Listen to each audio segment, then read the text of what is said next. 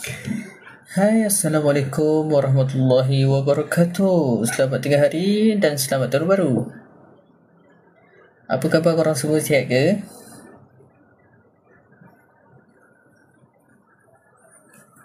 Sihat ke tu? Okey, baik. Jadi hari ni hari Khamis, cuti baru panggil public holiday. Selamat tahun baru kepada korang. So tahun baru ni azan baru. Waalaikumsalam warahmatullahi wabarakatuh. Thank you so much masuk. Di azan baru ni biasalah kita pun umur makin meningkat. Semua makin meningkat lah. Masa takkan tunggu kita. Jadi kita dalam masa peningkatan usia ni, kita nak pengetahuan pun seiring dengan peningkatan umur kita. Umur meningkat, pengetahuan pun meningkat. Knowledge kita banyak. Jadi sama-samalah kita bersama untuk belajar. Okey, jadi kita teruskan lagi dengan chapter fungsi kuadratik. Hari tu kita dah habis tentang punca lah. Segala benda tentang punca kita dah habis, iaitu cara mencari punca dan cara membentuk persamaan kuadratik melalui punca, HTP, alfa, beta dan sebagainya lah. Okey, jadi tibalah masanya hari ini kita masuk kepada subtopik yang seterusnya, iaitu ketaksamaan. Okey, apa yang dimaksudkan dengan ketaksamaan, tuan-tuan dan puan-puan sekalian? Ketaksamaan kuadratik. Okey, ketaksamaan ni dia merujuk kepada satu simbol. Bukan satu lah, dia ada 4. Simbolnya, okey, kalau ada perkataan ketaksamaan ni, mesti dia bermain dengan simbol ini. Simbol lebih besar, lebih kecil, lebih besar sama dengan, lebih kecil sama dengan. Ini yang dimaksudkan dengan ketaksamaan. Okey, seterangkanlah sikit konsep ketaksamaan ni. Hai Dot. Seterangkan sikit, kenapa benda ni dia menamakan ketaksamaan? Sebab apa? Sebab nilai X, contohlah kita panggil X kan. Kalau X dia tulis lebih besar daripada 2, contoh. Maksudnya nilai X ni boleh jadi apa-apa sahaja number, yang penting dia lebih besar daripada 2. Contohnya X tu dia boleh jadi 3, dia boleh jadi 4, dia boleh jadi 5, dia boleh jadi 5.5. Berapa je lah kan. Asalkan dia lebih besar daripada 2. So kita tak ada satu nilai tetap X. Tapi kita tahu keadaan nilai X tu adalah lebih besar daripada 2. Itu maksud ketaksamaan. Jadi ketaksamaan ni dia berkait rapat dengan satu perkataan, iaitu julat. Julat. Kalau korang nampak ni kan, julat. Kalau ketaksamaan je, mesti dia akan ceritakan tentang julat. Sebab kita kan tak ada satu nilai tetap bagi sesebuah unknown yang kita nak tu. Contohnya X. X lebih besar daripada 2. Jadi kita tak tahu nilai X tu berapa. Tapi yang penting kita tahu dia lebih besar daripada 2. Dia boleh jadi 3 dan seterusnya. Macam tu. Itu range bagi julat nilai X kita lah. Range bagi X kita. Gitu. Itu maksud julat. Okey, sama juga contoh yang ni. Lebih besar atau sama dengan. So, contohlah kita dapat X lebih besar atau sama dengan 3. Maksudnya, X kita ni boleh bermula daripada 3, seterusnya 4, seterusnya 5, seterusnya 6 dan seterusnya. Still lagi, okey, 3 tu termasuk. Tapi still lagi kita tak tahu berapa nilai X yang sebenar. Tapi kita tahu dia main dalam range ni sahaja. Kalau 2, 1, 0 dan ke bawah bukan. Macam tu. Itu maksud julat. Maksudnya kita just nak range dia sahaja. Kita nak X tu berada di kawasan mana? Kawasan yang lebih besar daripada 3 ke? Kawasan yang lebih kecil daripada 3 ke? Itu sahaja. Kita bukan nak nilai yang tepat bagi X. Itu maksud range. Okey, jadi apabila kita nak menjawab soalan ketaksamaan, kalau linear senanglah. Okey, sebelum kita jawab soalan ni, okey, saya tunjuk perbandingan dulu. Kalau linear dengan bukan linear macam mana? Okey, kalau linear senang. Contohnya kita ada 7x tambah 2 lebih besar daripada 3. Contoh. Okey, ini linear kan? Okey, so kita pun pindah-pindah macam biasa. Kita anggap tanda lebih besar sama dengan tu sebagai simbol sama dengan. Kita anggap dia sebagai simbol sama dengan kan. So kita pindah-pindah macam biasa. And then kita akan dapat 7 lebih besar daripada 1, X lebih besar daripada 1/7. Okey, nampak? Ini kalau linear lah. Okey, senang. Ataupun akan ada satu lagi soalan dia macam ni. 5X lebih tambah 3 lebih besar daripada 2X tambah 1 lebih besar lebih kecil pula. Lebih besar daripada 3X contohnya. So kalau soalan macam ni pula kita ambil sebelah sini buat 1. Okay, 5X tambah 3 sama dengan pula lebih besar daripada 2X tambah 1. Lepas tu kita ambil pula yang tengah ni dengan yang hujung.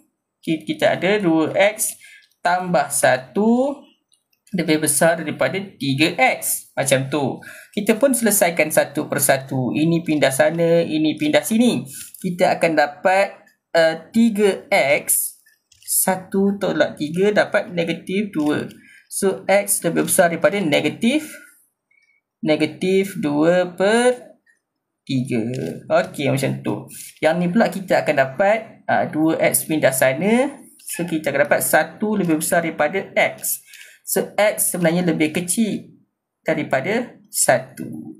Okey, macam tu. Bila kita dapat macam ni, kita pun boleh tulis, sebenarnya kita ada 2 julat. X yang pertama lebih kecil daripada 1. X yang kedua lebih besar daripada 2/3. So kita boleh letak X ni sebagai di antara negatif 2/3 hingga 1.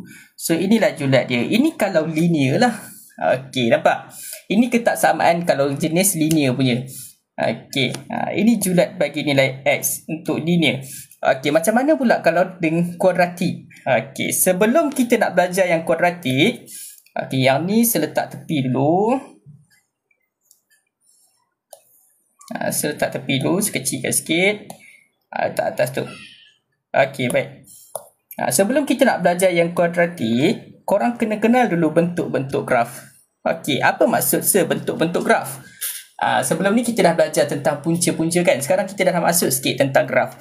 Okey, kita punya persamaan kuadratik adalah begini. Pakai purple lah.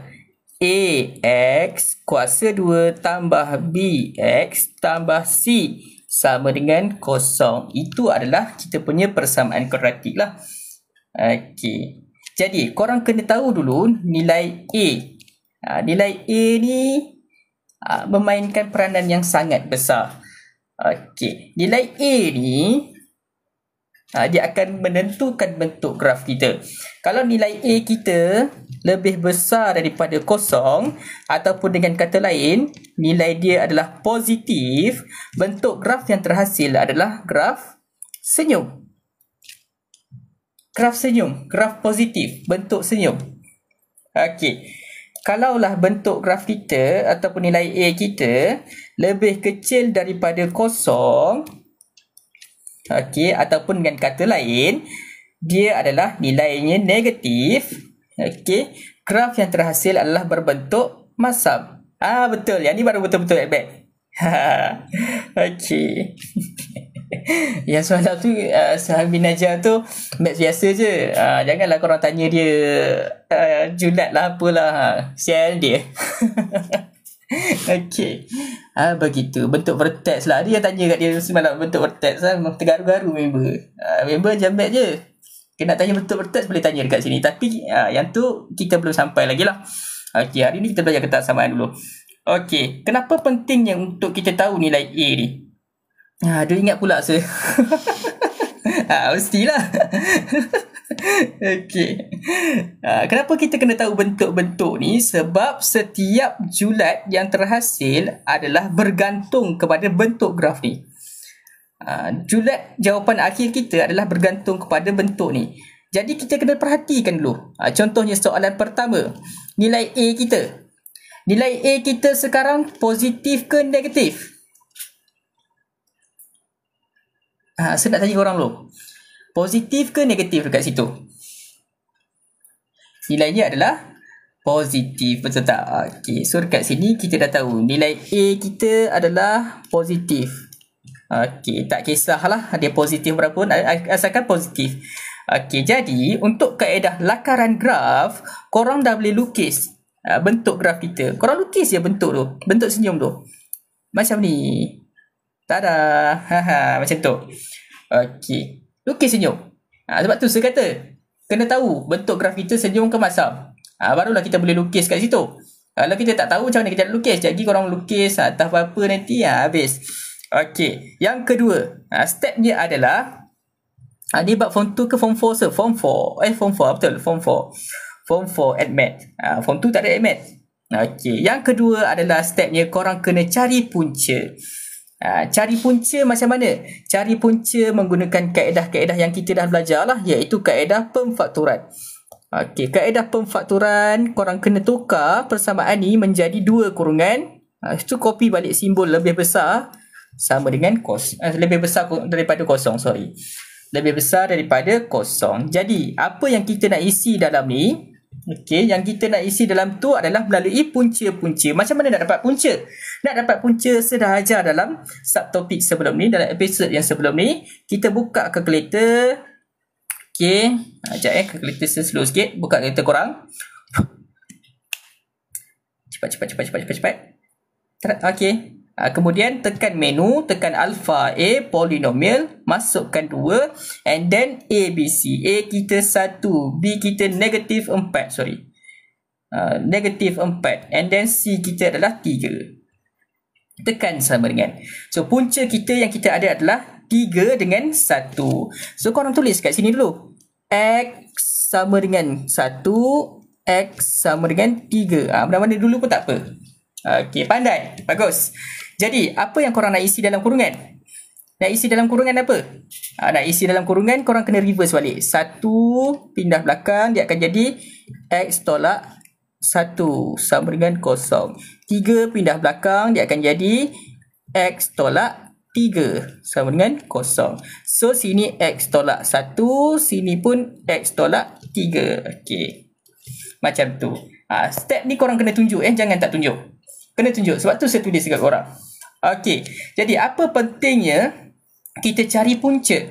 Pentingnya untuk kita cari punca adalah supaya kita boleh letak pada graf kita. Kat mana kedudukan punca? Kedudukan punca adalah sentiasa pada pintasan X. 1, 2. Begitu.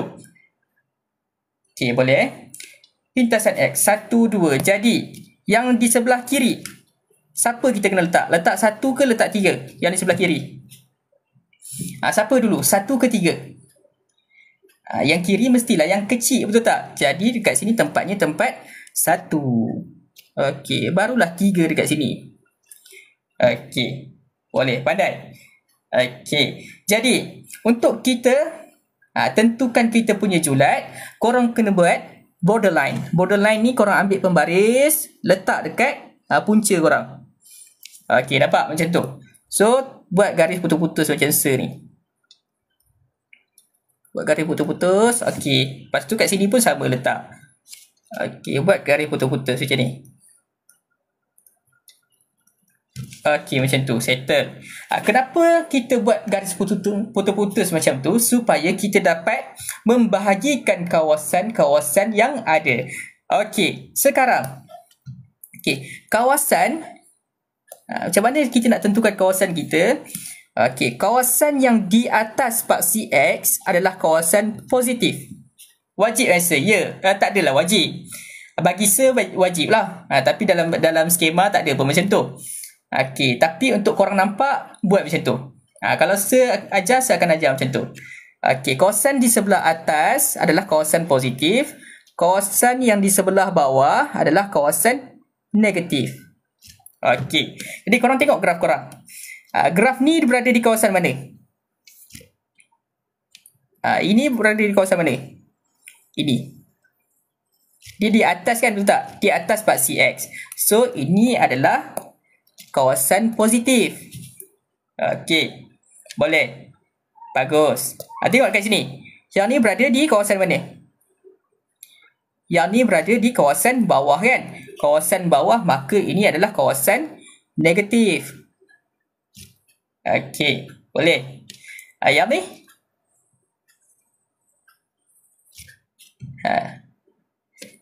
Yang ketiga ni, yang ni dia berada di kawasan atas. Bila kawasan atas, maksudnya dia kawasan positif. Okey, kita dah pun bahagikan kawasan-kawasan kita. Ada positif 2, ada negatif 1.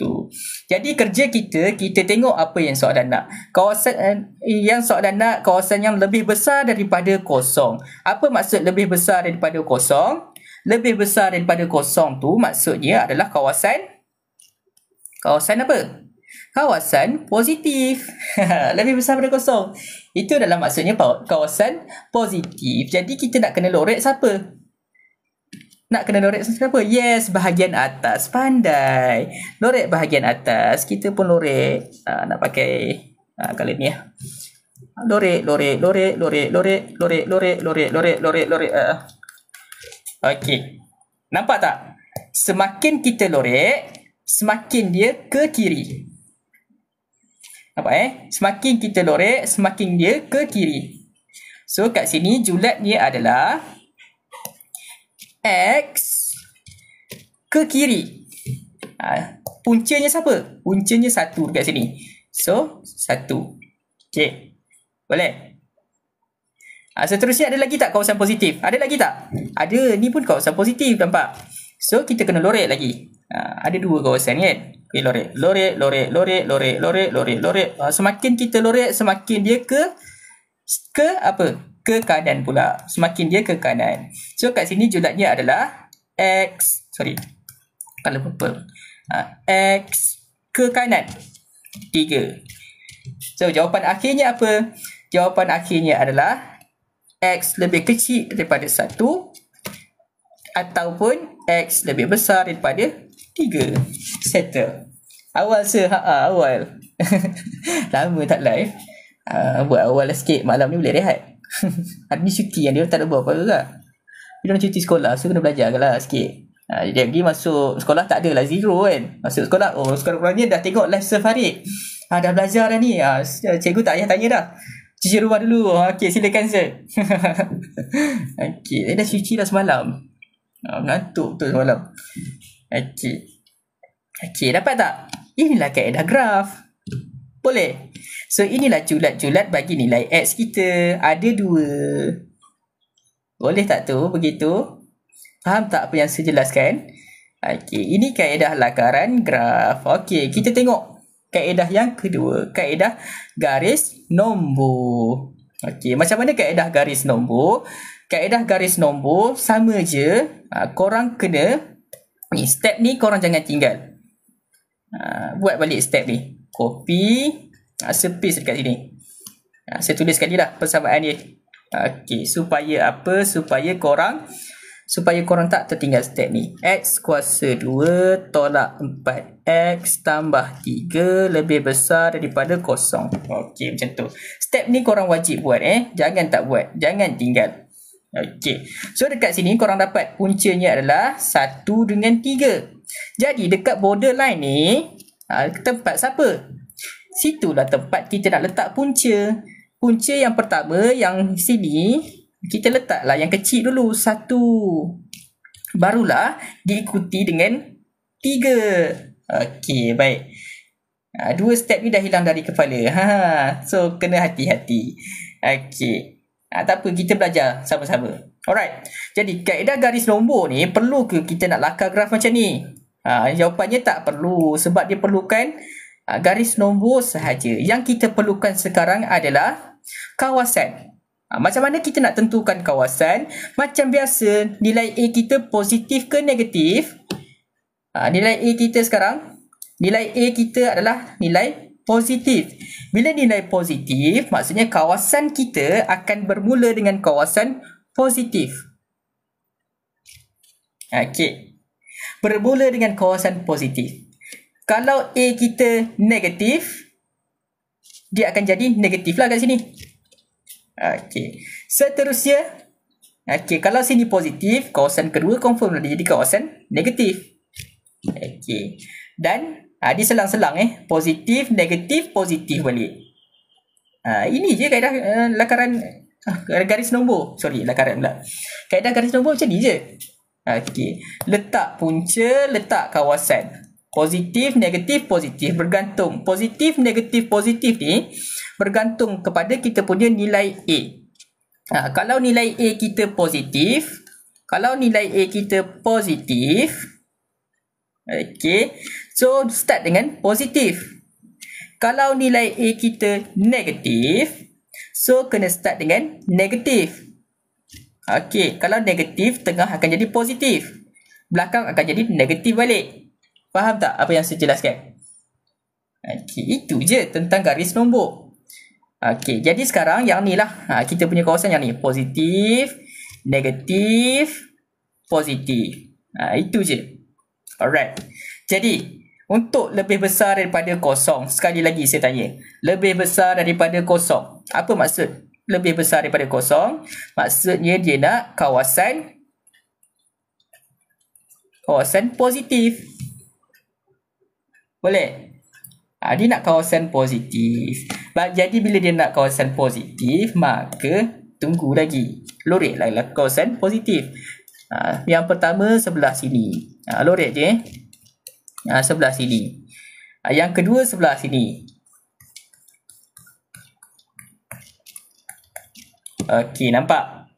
Macam tu. So, kita dapatlah ada dua kawasan. So, kat sini semakin kita lorek, semakin dia ke kiri. Semakin kita lorek dekat sini pula, semakin dia ke kanan. Jadi, sebab itulah kita tulis julatnya kat sini sebagai X ke kiri 1. Sini X ke kanan 3. Nampak? So, jawapan akhir kita adalah X lebih kecil daripada 1, X lebih besar daripada 3. Boleh? Jelas tak? Jelas tak kat situ? Faham nampak kan sama tu? Jawapan kita sama nampak? Sama. Okay, boleh? Kaedah yang terakhir adalah kaedah jadual. Kaedah jadual ni paling banyak songel lah. Dia tak adalah benda sangat pun, cuma begitulah. Banyak songel sikit. Okey, kaedah jadual ni, pertama sekali step ni korang jangan tinggal. Step ni mesti akan korang kena buat. Macam mana keadaan pun korang kena buat. Salam sir, happy holiday. Yes. Waalaikumsalam Cikgu Pian. Selamat bercuti. Tapi kat besar tak cuti kan? Penang cuti. Okey. Letak dekat sini balik step ni. Step ni kalau korang tak ingat macam mana nak buat, tengok balik dekat recording masa pemfakturan tu. Kita buat cari punca kan. Sama je step dia. Okey, saya tulis balik persamaan asal dia. Dia ada X kuasa 2 tolak 4X tambah 3 lebih besar daripada kosong. Saya hari ni kena kerja. Ya ke Cikgu Pian? Tak apa, Cikgu Pian power. Mengajar kan. Okey, biasalah kerja sendiri ni. Okey, baik. Jadi nak saya atas silakan. Boleh. Boleh. Ambil. Ambil dulu. Okay. Kita tak payah laju-laju sangat. Kita slow-slow je. Okay, santai-santai. Hari ni kan cuti. Korang kan masih cuti sekolah lagi. Santai-santai je lah. At least lepas masuk sekolah nanti korang dah power. Yang mana form 3 nak masuk form 4 tu, korang dah power. Yang form 4 masuk form 5 tu korang dah boleh ajar kawan-kawan. So tadi nak lorek bahagian mana sir? Lorek bahagian bergantung kepada ni, simbol lebih besar daripada kosong. Kalau lebih besar daripada kosong maksudnya positif. So positif sini dengan sini kan? So lorek lah. Lorek dua kawasan. Okey, kawasan negatif jangan kacau. Lorek kan yang bergantung kepada tanda ketaksamaan. Betul Cikgu Pian. Pandai. Thank you so much. Alright. Kita teruskan dengan yang ni, kaedah jadual. Okey, kenapa sebenarnya penting untuk kita keluarkan benda ni? Sebab benda ni yang kita nak isi kat sini. Benda ni kita nak isi dekat sini. Okey, boleh? Okey, benda yang pertama adalah kita kena isi kurungan yang pertama. X tolak 1 ni. X tolak 1 korang kena letak dekat sini. X tolak 1. Korang nak letak kurungan ke tak nak letak ke terpulang lah. Okey, kalau saya letak je lah supaya korang tengok kat mana saya dapat X tolak 1 tu. Kat situ je sebenarnya. Kat sini letak kurungan yang kedua. X tolak 3. Okey, macam tu. Saya ulang apa yang saya beritahu je sebab kadang-kadang student selepas dengar. Betul. Thank you Cikgu Pian. Thank you. Tolong bantu menjawab soalan. Okey, yang dekat bawah sekali ni letak apa? bawah sekali tu letak dua-dua kurungan. Kurungan pertama darab dengan kurungan yang kedua. Okey, macam tu. Okey. Yang ni, atas ni nak letak apa? Kan dia mention julat nilai X. Nilai X kita, julatnya ada berapa jenis? Yang pertama, kan kita kan ada punca. Nampak tak? Kita kan ada punca. 1 dengan 3. Okey. So, julat yang pertama adalah X lebih kecil daripada 1. Siapa kecil? Okey, sekejap saya buat macam ni dulu. Okey. Di antara 1 dengan 3, siapa kecil, siapa besar? 1 dengan 3, siapa kecil, siapa besar? Saya nak betul kan? Awalnya saya, yes, kena awal hari ni. Sebab happy holiday kan, azam baru kan. Happy New Year. Okey. 1 dengan 3 adalah 1 kecil, 3 besar kan? So, korang letaklah 1 dulu kat sini. 1 kecil. Okey. Bila 1 kecil, 3 besar, 3 dekat ujung. Okey, macam tu. Okey. Okey, 1 kecil kan? Sebab tu lah jadi X lebih kecil daripada 1.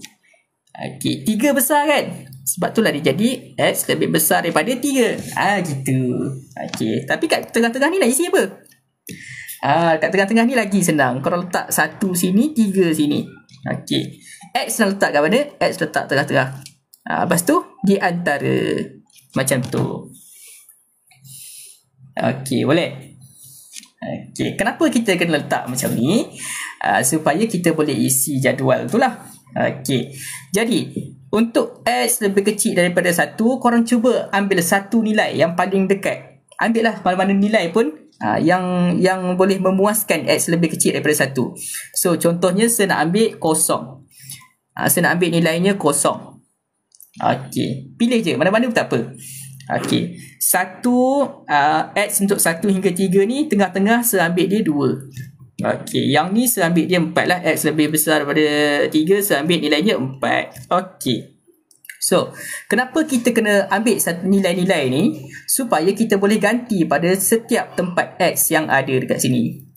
Setiap tempat X lah. Kita kena ganti. Okey. Kosong kita masukkan dalam X itu. Kosong tolak 1 akan mendapatkan simbolnya positif ke negatif? Jawapannya yang kita akan dapat positif ke negatif? Kosong tolak 1. Kita akan dapat negatif 1 kan? Okey, tapi number tak payah tulis. Kita tulis simbol sahaja. So, kita akan dapat dekat sini negatif. Okey. Pandai. Seterusnya. 2 tolak 1. Ambil 2 pula. Tolak 1.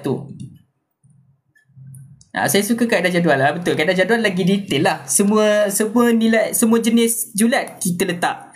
So, kita nak tengok mana satu yang valid. Okey, nampak? Okey, seterusnya adalah 2. 2 kita ambil ganti masuk dalam X tolak 1. Okey, so 2 tolak 1. 2 tolak 1 kita akan dapat positif 1. So, dia dapat positif je lah. Okey, dan last sekali 4. 4 tolak 1 kita akan dapat 3 kan, dapat positif. So, tulis simbol dia positif. Okey, seterusnya ulang balik step ni. 0 tolak 3 dapat negatif 3. 2 tolak 3 dapat negatif 1. 3 tolak 3 dapat 0. 3 tolak 3. Tu dia 4 tolak 3 dapat positif. Positif 1. Okey. Yang ni nak buat apa? Yang ni nak buat apa? Nak kena ganti satu-satu ke? Tak perlu. Yang ni kan maksud dia darab. Yang pertama darabkan dengan yang kedua. So, yang pertama darabkan yang kedua. Negatif darab negatif. Bawah akan jadi apa? Baru faham kaedah jadual. Pandai. Jadual garis nombor simple tapi lambat sikit. Betul. Dia simple sebenarnya. Tapi dia banyak songeh. Tu saya cakap. Okey, ni kan darab maksudnya. Betul. Yang pertama darab yang kedua. Negatif darab negatif akan jadi positif. Gitu je. Okey. Seterusnya. Positif dengan negatif. Positif dengan negatif. So, kita akan dapat positif darab negatif. Dapat negatif. Okey, yang ni positif darab positif, kita akan dapat positif. Settle. Okey, jadi nak tentukan julat dia, korang nak tengok 1 ke 2 ke 3. Korang tengok yang ketiga sahaja. 1, 2 ni kita just nak isi benda-benda ni je. 1, 2 ni. Yang ketiga. Okey, rujuk yang ketiga Rujuk yang ketiga. Sekarang macam biasa. Macam mana kita nak tahu julat kita? Kita kena tengok simbol ketaksamaan yang diberi kepada kita. Simbol ketaksamaannya adalah lebih besar daripada kosong. Maksudnya apa? Maksudnya adalah positif.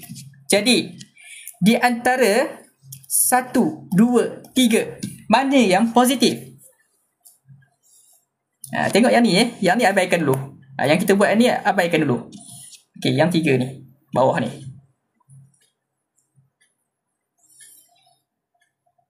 Di antara 1, 2, 3, mana positif? Positif berada di tempat yang pertama. Yes, dan yang ketiga.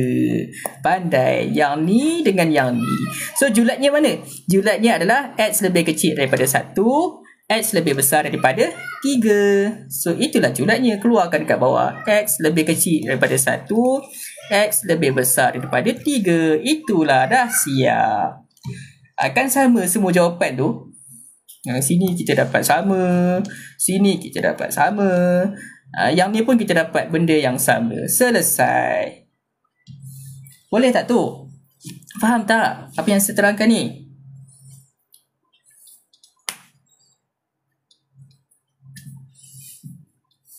Okay, boleh Alright, baik. Korang ambil dulu lah. Kalau nak screenshot boleh. Okay, faham. Thank you so much. Okay. Faham? Alhamdulillah. Faham, bagus. Okay. Kita korang member join sekali. Bagi member join sekali. Betul lah. Korang tak pandai sorang-sorang. Takkanlah kita nak pandai sorang-sorang. Tak ada geng kan? Betul tak? At least ada 2-3 orang pandai dalam satu kelas tu. Ada geng lah. Boleh aku show off sikit. Gitu. Sebab apa? Kalau korang pandai sorang-sorang, semua orang nanti tahun depan korang masuk sekolah, semua orang tanya korang. So, korang stres tak masa tu? Mesti stres je. Korang tak sempat nak study. Jadi kita pandai 2-3 orang. Gitu. Boleh lah. Kau ajar itu, aku ajar ini. Okay. Aku ajar graf, kau ajar lorek-lorek. Gitu. Okay, baik. Kita beralih kepada soalan seterusnya. Okay, baik. Soalan seterusnya, tak kena bayar pun share live ni. Betul lah. Free je. Setakat ni free lah. Betul. Okay, baik. Kita tengok yang seterusnya. Pertama sekali kita detect nilai A kita. Nilai A kita sekarang adalah apa? Adalah negatif. Nilai A kita adalah bernilai negatif. Bila nilainya negatif, maksudnya graf kita berbentuk apa? Graf kita berbentuk apa? Nampak? Rujuk balik. Sekejap saya ambil benda ni, pindah sekejap. Graf kita berbentuk tu. Berbentuk masam. Berbentuk begitu. Nampak? Bila berbentuk begitu, maka korang lukis je lah terus bentuk tu. Masam. Mungkin pagi tadi dia kena marah dengan mak dia. Okey. So, masam muka dia. Okey. Berbentuk masam. Baik. Bila kita dah lukis graf kita macam tu, kerja kita adalah kita kena isi punca ni. Macam mana nak dapat punca? Caranya adalah korang tekan kalkulator. Okey, tekan kalkulator. Masukkan nilai A negatif 1. Okey, seterusnya 6. Okey, last sekali ada negatif 8. Tekan sama dengan. Kita akan dapat X kita adalah sama dengan 4. Lagi satu, X kita sama dengan 2, tak silap. Betul. Yes, pandai saya congak-congak. Okey, gitu. Tapi step ni korang kena tunjuk tau. Korang kena tunjuk macam mana korang dapat 4, macam mana korang dapat 2. Kena tunjuk. Macam mana nak tunjuk? Korang kena tunjuk melalui kaedah pemfakturan. Kaedah pemfakturan kena tunjuk. So, lebih kecil daripada kosong. Okey, macam mana nak isi dalam kurungan? Saya dah ajar dalam episod sebelum ni. Reverse ke belakang. Kita akan dapat X tolak 4 sama dengan kosong. X tolak 2 sama dengan kosong. Benda itulah yang kita nak isi dalam kurungan. Okey, cop, sir. Okey. Sir, tapi kan kalau kita kembang balik X darab X, kita akan dapat X kuasa 2. Macam mana kita nak jadikan dia negatif, sir? Macam mana kita nak jadikan negatif? Kalau kita darab balik kan dia akan dapat positif je, X kuasa 2. Okey, jangan risau. Kalau contohnya jadi macam tu, korang just tambah je negatif dekat depan ni. Dah siap. Letak negatif depan tu bahaya. Kalau korang tak letak negatif depan tu, let's say lah kalau korang kembang balik benda ni, korang tak dapat benda yang sama, maka ketahuilah cara korang tu dah salah. Okey, so kena hati-hati dekat sini. Kalau simbol sama dengan tak apa, simbol sama dengan kita boleh faktor-faktor matikan macam tu saja. Tapi kalau simbolnya macam ni, bahaya simbolnya macam ni ataupun simbol fungsi ke. Okey, so kena hati-hati dengan simbol ni. Kena letak dekat depan tu. Boleh? Okey, boleh. Sebab kalau korang kembang balik, korang takkan dapat negatif X kuasa 2. Korang akan dapat X kuasa 2. So, macam mana nak jadikan dia negatif? Korang kena letaklah negatif dekat sini. Barulah dia akan, macam tu, dia akan darab balik. X kuasa 2 dekat dalam ni, bla bla bla bla. Negatif darab X kuasa 2, jadilah negatif X kuasa 2. Boleh? Faham tak kat situ? Okey, kalau faham, kita teruskan. Bila kita dah ada nilai-nilai punca 2 dengan 4 ataupun 4 dengan 2, okey, macam mana kita nak letak punca tu pada graf kita? Ingat lagi sekali saya cakap punca adalah sentiasa tempatnya pada pintasan X. Itu maksud punca. Pintasan X. Ada kiri, ada kanan. Persoalannya, kiri siapa? Kanan siapa? Gitu. Persoalannya macam tu. Kiri tempat siapa, kanan tempat siapa? Siapa dulu? Di antara 2 dengan 4, siapa dulu? Sepadan ni. Okey. Siapa dulu? Mestilah yang kecil dulu. 2 dekat sini. 2 dekat sini, barulah diikuti dengan 4. Macam tu. Pandai. Bagus. Ambil pembaris. Letak betul-betul pada punca korang. Tak straight macam ni. Okey, buat borderline. Saya suka buat macam ni je, supaya kita dapat pisahkan kawasan-kawasan dia nanti. Okey. So, pandai. Kiri 2, kanan 4. Bagus. Okey. Buat macam ni pisahkan kawasan-kawasan kita. Yang menjadi pemisahnya adalah kita punya punca lah. Okey, baik. So, korang tengok. Kawasan bawah adalah kawasan negatif. Kawasan atas adalah kawasan positif. Okey. Jadi, korang tengok. Yang ni, graf ni, dia berada di kawasan mana? Kawasan positif ke negatif? Kawasan negatif. Sebab dia di bawah. Okey. Yang ni pula. Yang ni berada di kawasan mana? Yang tu dia berada di atas kan? Dia berada di atas. So, bila berada di atas, maka ini adalah kawasan positif. Okey. Pandai. Seterusnya, yang terakhir dekat sini. Sini, dia berada di bawah kan? Berada di bawah, maka dia adalah kawasan negatif. Okey, baik. Yang ni korang tak payahlah tulis. Yang anak panah ni, tak payahlah tulis. Korang kalau nak senang, tulis negatif, positif, negatif je. Yang ni saya nak tunjuk kat korang. Dia berada di bawah, atas, kat bawah. Gitu. Okey, so kita dah kenal pasti siapa yang negatif, siapa yang positif. Barulah kita tengok simbol ketaksamaan kita. Lebih kecil daripada kosong. Apa maksud lebih kecil daripada kosong?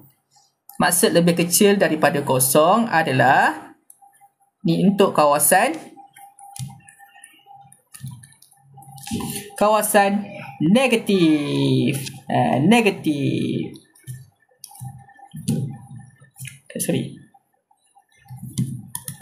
Gitu. Kawasan negatif. Bila kawasan negatif, korang tengoklah kawasan mana. Ya, ini negatif, ini negatif. So, ambil pensel ataupun pen ke ataupun highlight korang. Just dorek sahaja kawasan-kawasan yang terlibat. Yang bawah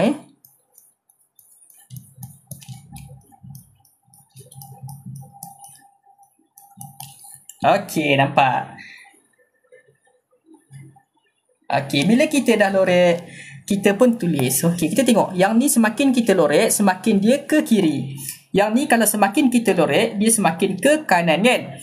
Jadi sebab itulah kita tulis julat dia adalah X ke kiri 2. Yang ni X ke kanan 4.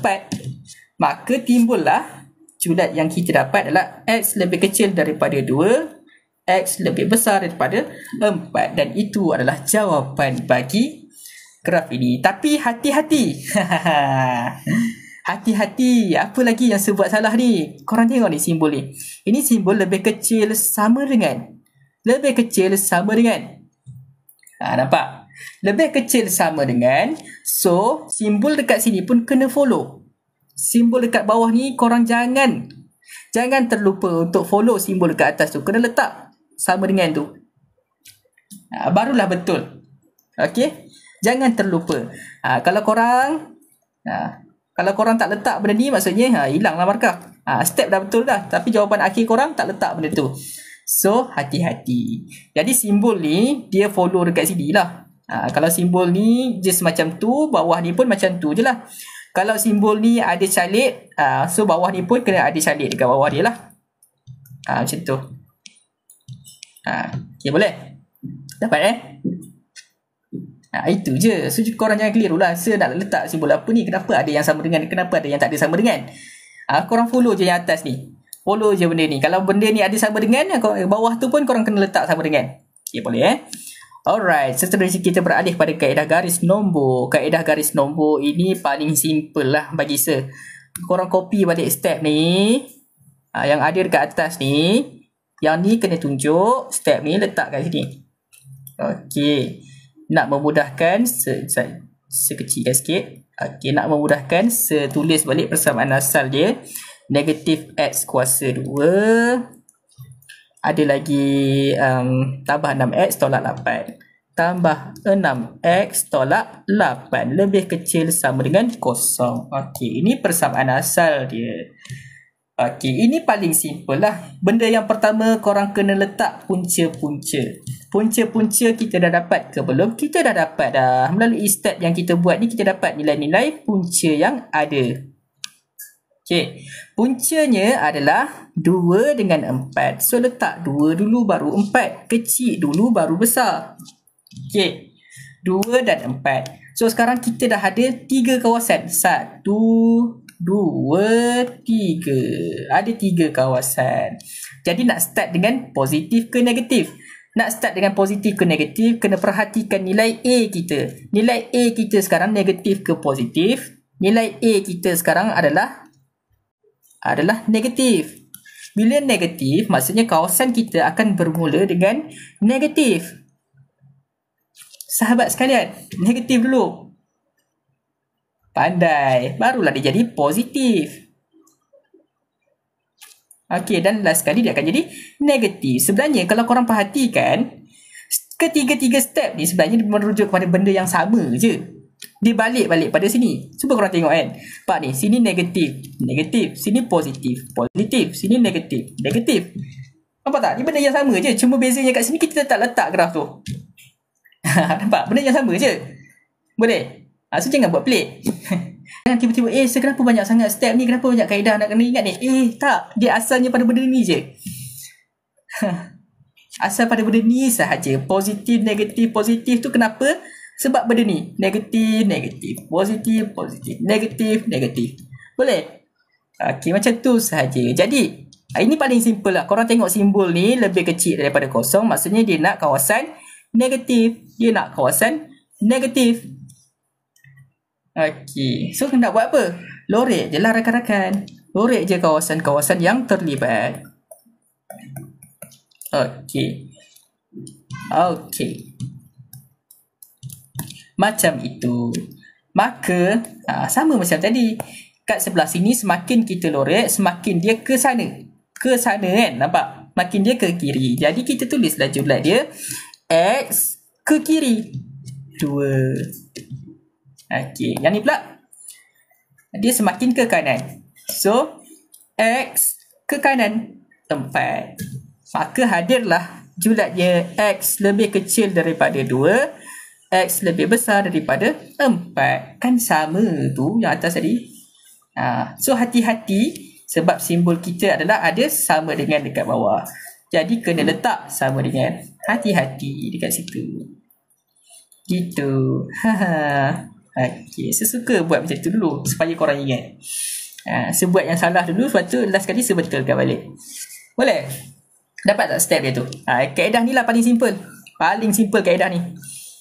Tak perlu nak lukis, tak perlu nak apa. Letak punca, tentukan kawasan dan lorek. Tu je. 3 step je. Yang ni macam banyak lah sikit. Kan? Ini kena lukis graf dulu, letak punca, letak garis. Sama je nampak ni. Benda yang kita buat ni, borderline ni, nampak ni? Borderline ni sama je kat sini. Borderline ni. Sama je. Bezanya, ini tak ada graf. Ini ada graf.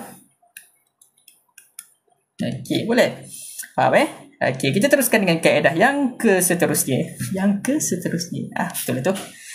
Okey, kita copy balik benda ni. Sudah fahamkan sejauh ini, ku yang lama di sini. Saya nak tanya, kena cari julat ada banyak kaedah. Sekejap saya nak saya nak copy dulu. Apa yang tanya? Siapa yang tanya tadi? Saya saja nak tanya, kena cari julat ada banyak kaedah. Kena cari julat. Mana soalannya? So, saya saja nak tanya, kena cari julat ada banyak. Kenapa? Kenapa banyak cari julat ada banyak kaedah? Dia sebenarnya kaedah-kaedah ni saja je. Dia bukan kaedah pun sebenarnya. Dia adalah tentang cara kita berfikir sebenarnya. Dia nak membuka minda kita. Dia namakan kaedah. Tapi sebenarnya ketiga-tiga ni merujuk kepada benda yang sama sahaja. Sebenarnya dia berasal daripada sini. Ketiga-tiga benda ni berasal daripada sini sahaja. Kenapa saya cakap macam tu? Yalah, kalau kita bahagikan 3 kawasan, maksudnya kita ada 3 jenis julat. 3 jenis julat. Yang sini dia akan lebih kecil daripada 2. Yang sini tengah-tengah dia akan jadi 2x4. Sini dia akan jadi x lebih besar daripada 4. Nampak? Dia berasal daripada sini semua sekali. Tapi kita pecahkan kepada kita supaya minda kita terbuka. Ada cara lebih senang. Benda ni kita boleh mudahkan lagi. Jadi macam ni. Kalau kita nak mudah, kita boleh buat macam ni. Ataupun kita nak spesifikkan, kita nak detailkan kesemuanya sekali, kita boleh buat kaedah jadual. Itu je sebenarnya. Kalau kita nak detail, kita buat kaedah jadual. Kalau kita nak mudah, kita buat kaedah garis nombor. Tentukan kawasan, boleh lorek dah. Tapi asalnya daripada sini. Ini adalah main dia. Daripada graf ni. Sebab itulah daripada 1 ni, dia berasal, ni jadi 3. Daripada ni jadi 3. Jadi, kita sebagai pelajar, kita tak sedarlah benda tu. Tapi sebagai seorang pemikir, ataupun korang, saya seorang pelajar yang bijak, duduk merenung, korang akan nampak benda tu.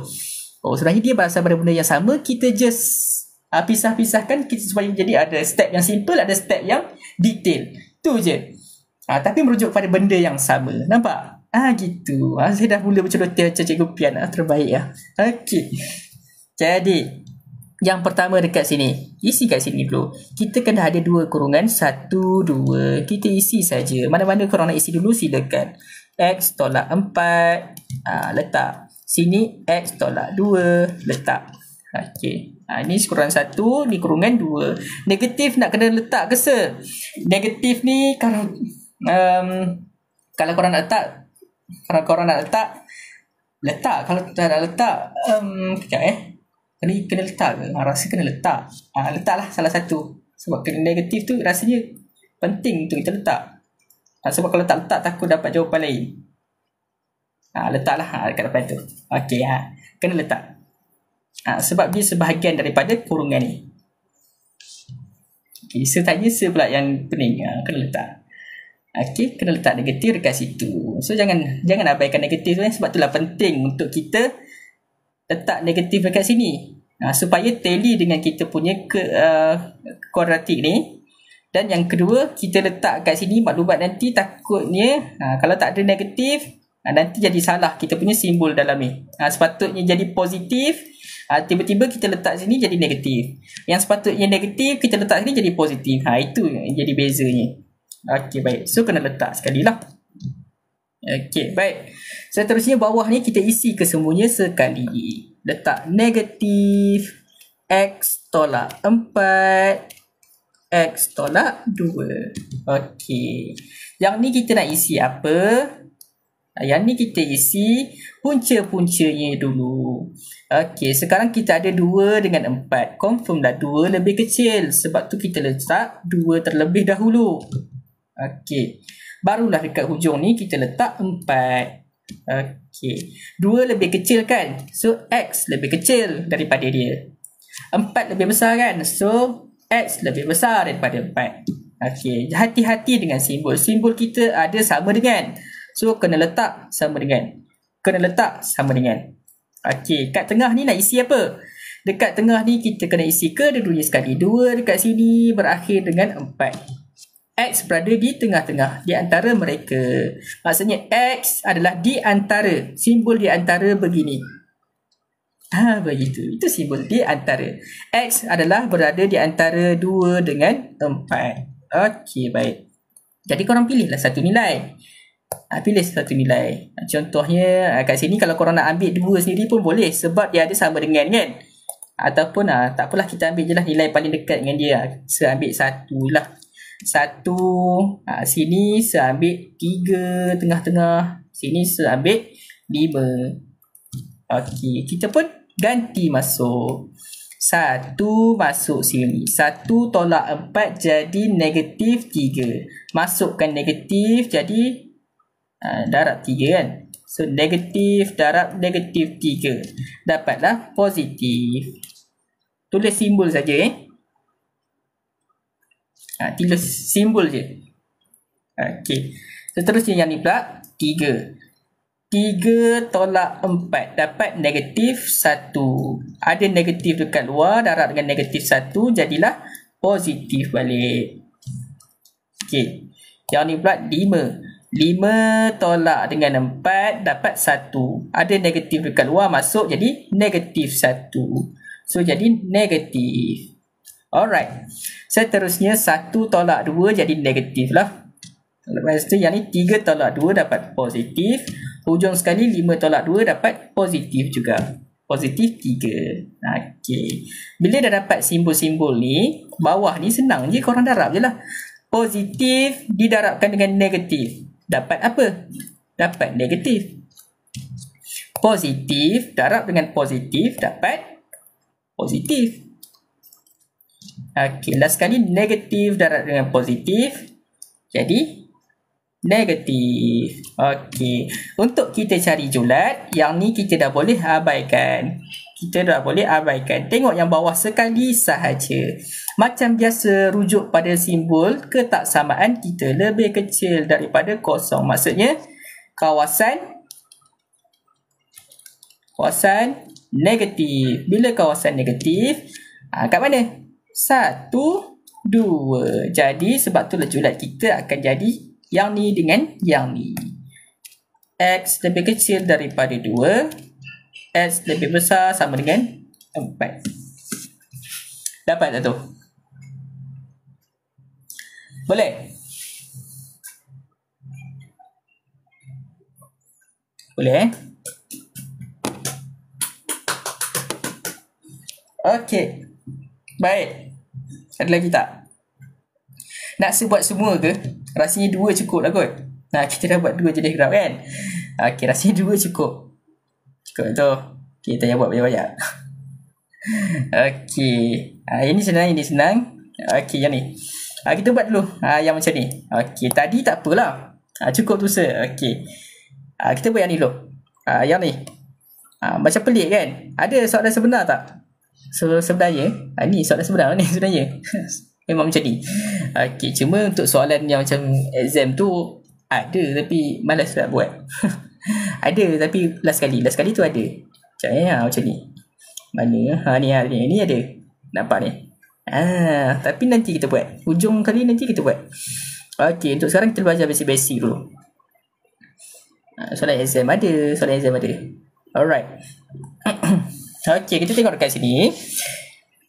Yang ni, perasan tak? Bentuk dia macam tak ramah. Bentuk dia tidak ramah. Jadi untuk macam ni, korang kena pindah semua supaya dia jadi kosong je dekat belakang. Tak kisahlah lebih besar daripada kosong ke, lebih kecil daripada kosong ke, asalkan kosong je dekat belakang. Tapi dekat sini, simbolnya dekat sini. Belakang ni bukan kosong. Maka kena pindah dulu. Macam biasalah kita nak selesaikan persamaan kuadratik pun kita pindah supaya jadi kosong kan. Yang ni pun sama. Kita pindah ke kiri. Akan dapat 2x kuasa 2 tambah dengan x tolak 6 lebih kecil daripada kosong. Macam tu. Okey. Barulah korang boleh tengok nilai A korang. Mana A? A dekat depan ni. A kita adalah positif. So, bentuk graf kita adalah senyum. Bentuk senyum. Tak perlu kata apa-apa. Macam tu kan. Okey. Bila kita dah buat macam tu, kita kena letak nilai-nilai punca. Macam mana nak dapat punca? Mana kalkulator tu? Hilang. Hilang dah kalkulator saya dia rajuk. Okey, tak apalah. Saya tekan kalkulator dekat tangan je lah. Lambat je. Tunggu je lah. Okey, masukkan nilai A, B, C dalam korang punya kalkulator. Korang akan dapat Okey. 2, 1, negatif 6. Tekan sama dengan, kita akan dapat 3/2 dengan negatif 2. X sama dengan 3/2. Ini X sama dengan negatif 2. Okey, stepnya kena tunjuk. Jangan tak tunjuk. Kena tunjuk stepnya. Macam mana nak tunjuk stepnya? Okey, pecahkan dia menjadi kurungan macam ni. Lebih kecil daripada kosong. Nak isi apa dalam kurungan? Dah lupa ke? Caranya adalah kita kena reverse benda ni supaya dapat sama dengan kosong. Untuk pecahan, korang kena reverse satu-satu. Jangan terus ambil 3/2 ni pindah. X tolak 3/2 macam tu sama dengan kosong. Salah. Korang kena pindah satu-satu tau. 2 pindah sana jadi 2x. Lepas tu 3 pindah jadi tolak 3 sama dengan kosong. Macam tu. Kena pindah satu-satu 2x tolak 3 sama dengan kosong. Sini akan dapat x negatif 2 pindah jadi tambah 2 sama dengan kosong. Okey, masukkan dalam ni 2x tolak 3. Sini x tambah 2. Okey, boleh? Barulah korang tentukan. Di kiri nak letak siapa, kanan letak siapa. Tengok siapa kecil, siapa besar. Yang kecil kiri, yang besar kanan. Yang kecil kiri, negatif 2. Yang besar kanan, 3/2. Letaklah pembaris, garis macam ni. Pisahkan kawasan-kawasan tu. Okey, lepas tu tanda kawasan kita. Yang di atas adalah positif. So, ini pun positif lah. Yang di bawah adalah negatif. Okey, rujuk kita punya simbol ketaksamaan. Lebih kecil daripada kosong. Apa maksud lebih kecil daripada kosong? Lebih kecil daripada kosong maksudnya dia nak kawasan negatif. Kawasan negatif adalah kawasan yang bawah. Okey, kita pun ambil kita punya pen ke apa ke, loreklah yang kawasan negatif. Stop. Sampai situ je. Nampak tak beza? Beza dengan yang tadi. Yang tadi kita lorek 2 kan? Kita lorek 2. Tapi dekat sini kita lorek 1 je. 1. So habislah kawasannya. Jadi macam mana kita nak tulis? Nak tulis julat dia? Okey, disebabkan kita lorek 1 kawasan sahaja, maka X kita tu berada di tengah-tengah. Nampak kan? X kita berada di tengah-tengah. Antara negatif 2 dengan 3/2. So, X dekat tengah-tengah. Negatif 2 ada di kiri. 3/2 dekat kanan. Simbol nak tulis apa? Simbolnya sentiasa macam ni. Ni simbol di antara. Inilah julat kita. Okey, follow lah simbol dia. Tak ada calit kan? Tak ada calit, so follow je. Nampak? Itulah julat kita. negatif 2. X kita berada di antara negatif 2 hingga 3/2. Itu cara nak baca simbol ni. Okey. Yang lain tu korang teruskan saya nak tunjuk tu je. Yang lain tu korang teruskan. Okey, baik. Selesailah. Boleh? Okey. Rehat sekejap 5 minit. Awal lagi ni. Rehat sekejap 5 minit. Betulkan segala yang longgar. Okey. Boleh. Okey, bagus. Alhamdulillah. Ini pun sama je. Kita akan dapat benda yang sama saja. Kalau korang masukkan ke sini pun dapat benda yang sama. Masukkan ke sini pun dapat benda yang sama. Okey.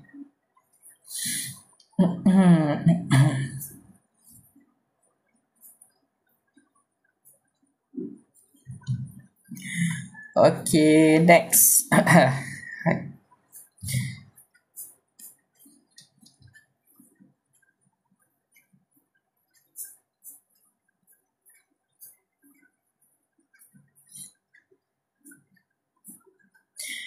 Okay, subtopik yang seterusnya adalah menentukan punca-punca persamaan kuadratik. Okay, baik. Subtopik yang seterusnya. Okay, jadi bila kita dah buat persamaan kuadratik kan, kita dah banyak buat mencari punca dan sebagainya, kita dapati persamaan kuadratik.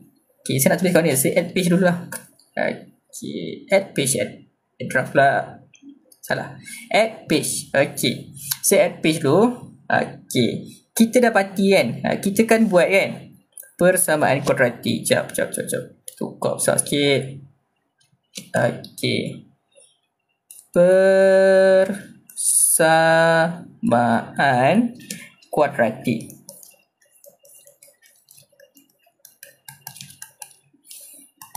Okay, kita nak masuk kepada jenis-jenis punca pula.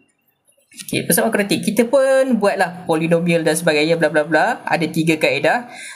Pemfaktoran 2 kurungan sama dengan kosong. Ini kaedah pertama. Lepas tu kaedah kedua kita belajar menggunakan rumus, iaitu X sama dengan negatif B tambah tolak punca kuasa B kuasa 2 tolak 4AC per dengan 2A. Okey, dan yang ketiga pula kaedahnya adalah menggunakan penyempurnaan kuasa 2, iaitu melalui bentuk vertex. Bentuk vertex macam ni lah. X tambah H kuasa 2 tambah K sama dengan kosong. Okey, ada 3 kaedah untuk kita dapatkan punca. Okey, dan kita dapati punca-punca yang sering kita dapat tu tak semestinya sama, betul tak? Kadang-kadang kita dapat punca, jenis punca jenis punca.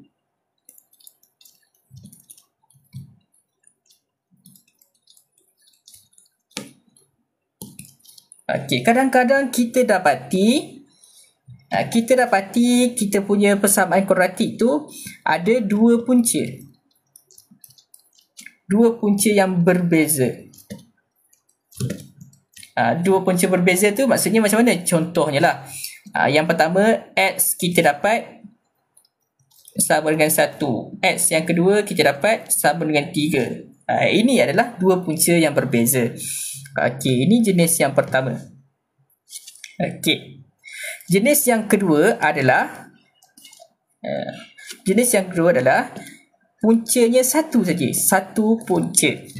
Maksudnya kita tekan macam biasa polinomial dan sebagainya, tapi kita dapat satu je jawapan. Satu punca, ataupun kita panggil 2 punca yang sama. Okey, 2 punca yang sama. So contohnya saya letak X kita ni hanyalah 2 je jawapan dia. Contoh, X kita sama dengan 2. Dan ada juga keadaan yang kita dapat satu keadaan yang memang tiada punca langsung. Tiada punca. Tiada punca maksudnya nilai X tak boleh dapat nilai X lah. Tiada nilai X. Maksudnya memang tak boleh dapat jawapan. Okey, ini adalah tiga jenis punca yang sering kita jumpa apabila kita buat persamaan kuadratik. Kita jawab, kita selesaikan persamaan kuadratik. So, keadaan-keadaan yang macam manakah yang mewujudkan tiga jenis benda ni? Okey, keadaan yang pertama, benda ni berkait rapat dengan bentuk graf lah. Keadaan yang pertama, dua punca berbeza ni sama ada graf kita senyum ataupun masam. Okey, ataupun masam, tak kisahlah senyum ataupun masam. Okey, tapi paksi X dia adalah bersilang. Bersilang ni paksi X nampak? Bersilang pada dua tempat. 1, 2. Okey, sama juga yang ni. Ini tak jauh sikit. Okey, ini tak jauh sikit. Sahab. Okey, nampak? Ini keadaannya. Okay, ini paksi X. Okay, dia bersilang pada dua tempat. Nampak? Okay, sebab itulah kita dapat dua punca. 1 dekat sini, 3 dekat sini. Ataupun 1 dekat sini, ataupun 3 dekat sini. Okey, mana-manalah. Okey, untuk satu punca pula. Macam mana punca? Kan punca kan pintasan X, betul tak? Punca kan pintasan X. Sebab tu dia bersilang pada tempat X tu, dekat paksi X tu. Okey, untuk satu punca pula, kalau grafnya senyum,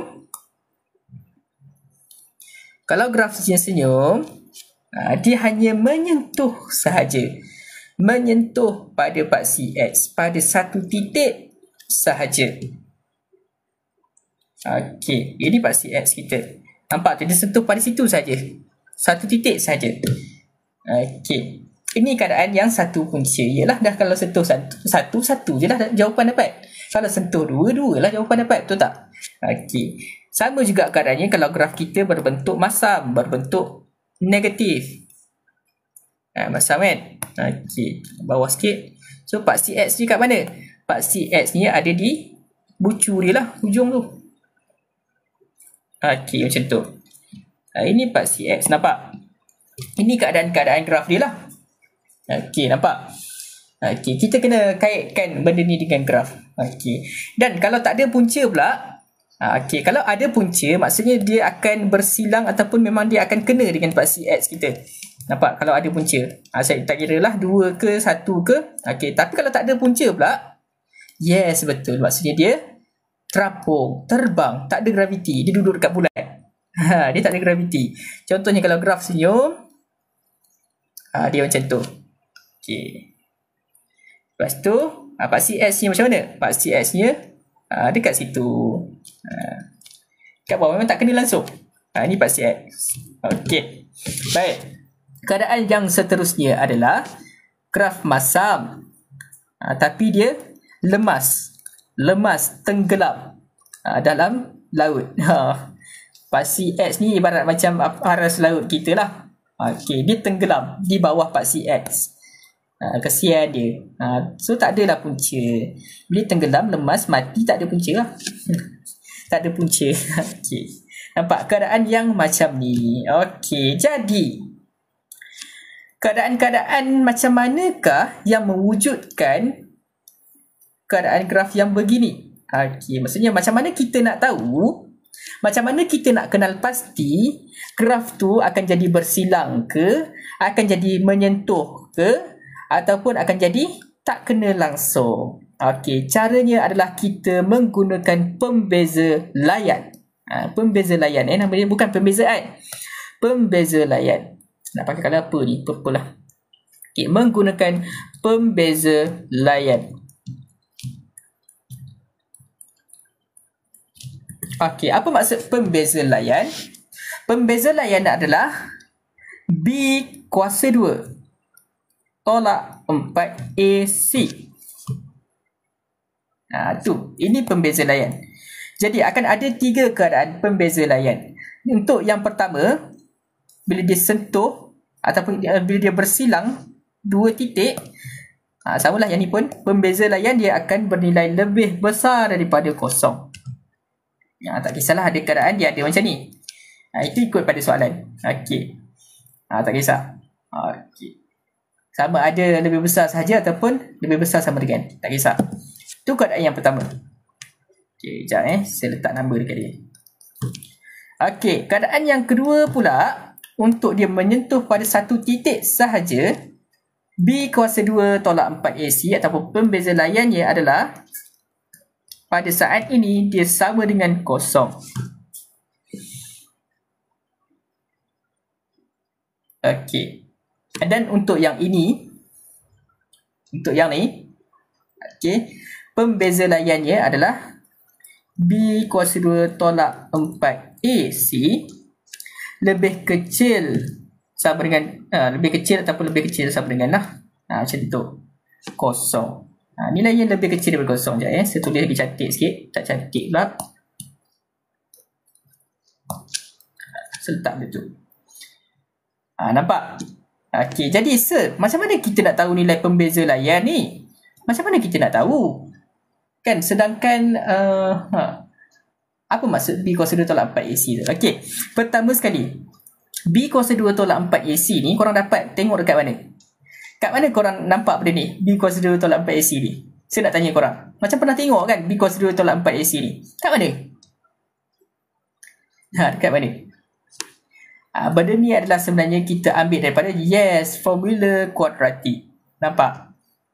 Okey, kenapa keadaannya jadi macam tu? Contohlah B kuasa 2 tolak 4 AC ni. Kita letak satu nilai yang lebih besar daripada kosong. Contohnya saya ambil ini 4. Okey. 4. B kuasa 2 tolak 4 AC ni sama dengan 4. Okey, contohnya betul. Ataupun saya letak satu persamaan lah, senang. Contohnya yang pertama, X kuasa 2 tolak 4. X tambah 3. Okey. Yang kedua, saya letak X kuasa 2 tolak 4. X tambah 4. Okey, ini 1, ini 2. Yang ketiga, nak tak apa Yang ketiga, sekejap saya nak keluarkan satu persamaan random.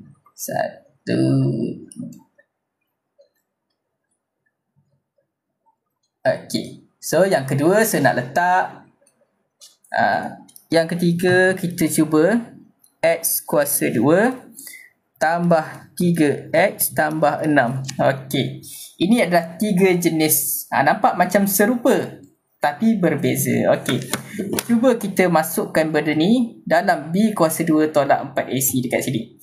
Contoh yang pertama, sini A-nya 1 kan. Okey, kita cari dulu. B kuasa 2 tolak 4 AC. So B dia adalah negatif 4 kuasa 2 tolak 4. A-nya 1, C-nya 3. Akan dapat berapa jawapannya? Kalau kita tekan kalkulator, negatif 4. Saya tekan kalkulator kat tangan lah. Okay, sebab ni nak test je. Tolak 4, 1.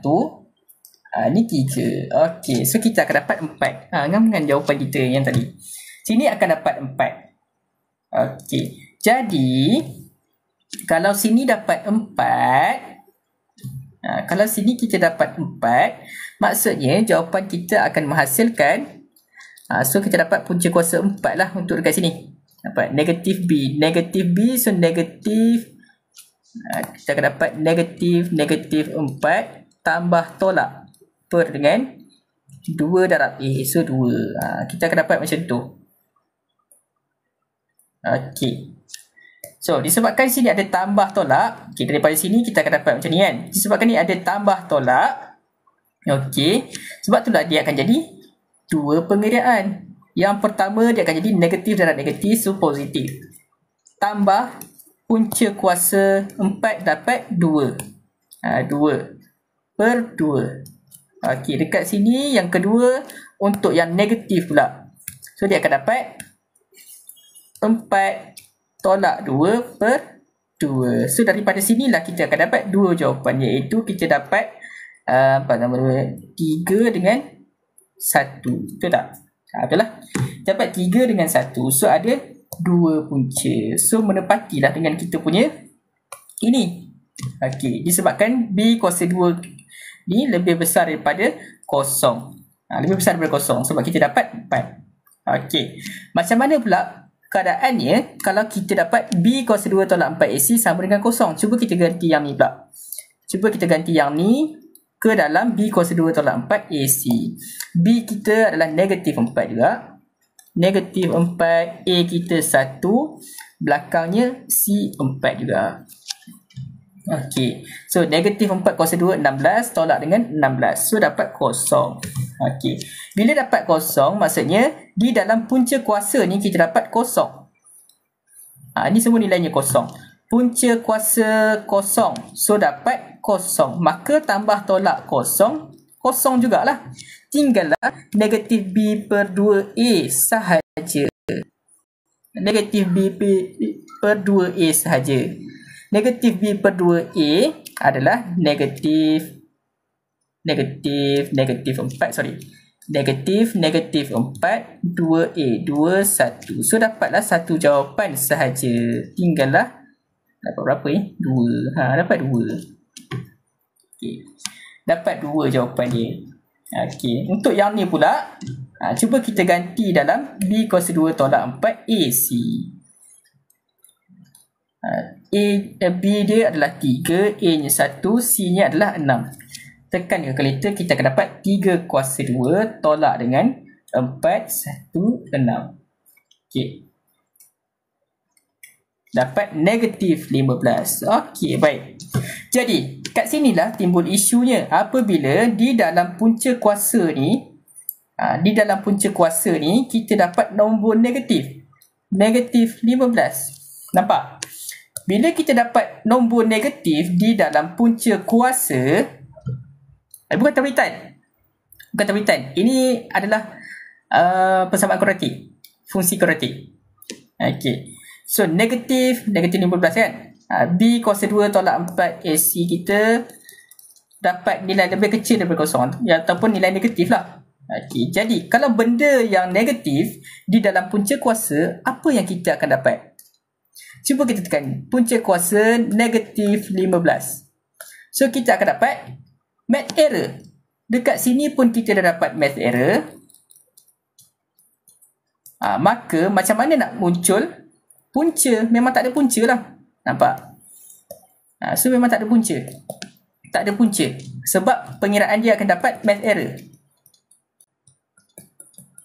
Nampak?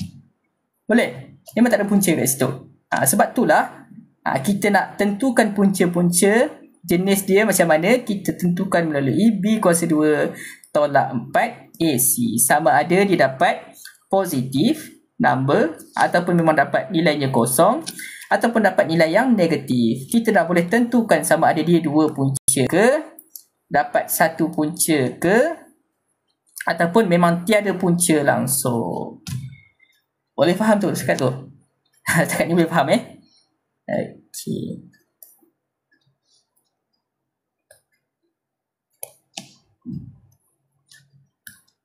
Saya tulis balik. B kuasa 2 tolak 4 AC. Okey, boleh faham tu? Baik Okey. Jadi itu penerangan tentang jenis-jenis punca. Macam mana kita boleh dapat pelbagai jenis punca. Dia ada 3 sahaja. Dan macam mana kita nak tentukan keadaan punca kita tu jenis yang mana satu, 2 ke, 1 ke, ataupun tiada punca langsung. Jadi kita balik kepada kita punya soalan dekat sinilah.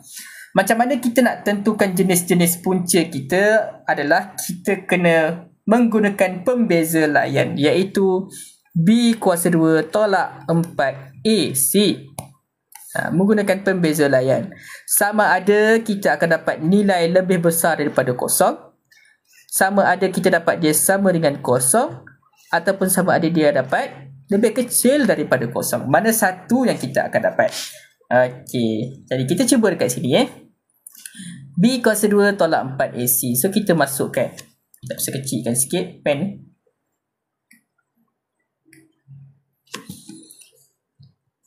Sini. Okay, nilai B dia. B dia adalah 4. Korang kenal kan A, B, C korang kan? Kalau tak kenal, saya kena buat keluar lagi sekali lah. Bentuknya adalah begini. A X kuasa 2 tambah B X tambah C sama dengan kosong. Macam tu. So, masukkanlah pada tempat-tempat yang betul. B tu saya ambil dekat sini. B. So ada kuasa 2. Kuasa 2 tolak dengan 4. A kita 1, C kita pun 4 juga. Okey. Tekan kalkulator. Yang ni tekan kalkulator je. Kita nak check je. Kita dapat berapa nilai dia. 4 kuasa 2 tolak 4. 1. Belakang ada 4. So kita dapat kosong. Okey. Jadi untuk pembeza layan ataupun B kuasa 2 tolak 4 AC sama dengan kosong. Berapa punca yang kita akan dapat? So jenis punca yang mana satu yang akan terhasil untuk B kuasa 2 tolak 4 AC sama dengan kosong? Apabila B kuasa 2 tolak 4 AC sama dengan kosong, maka jenis punca yang akan terhasil untuk persamaan kuadratik ini adalah satu punca sahaja.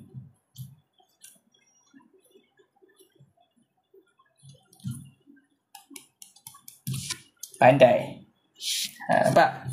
Satu punca sahaja.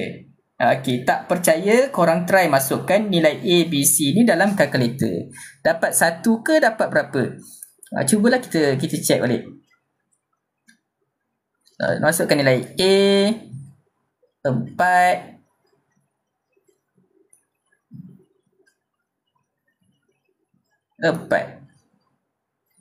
Okey, nampak? Dia tulis X sahaja. Selalu kan dia tulis X1, X2 kan, nampak? So kat sini dia tulis X sama dengan -2. Nampak? Tak ada benda lain dah.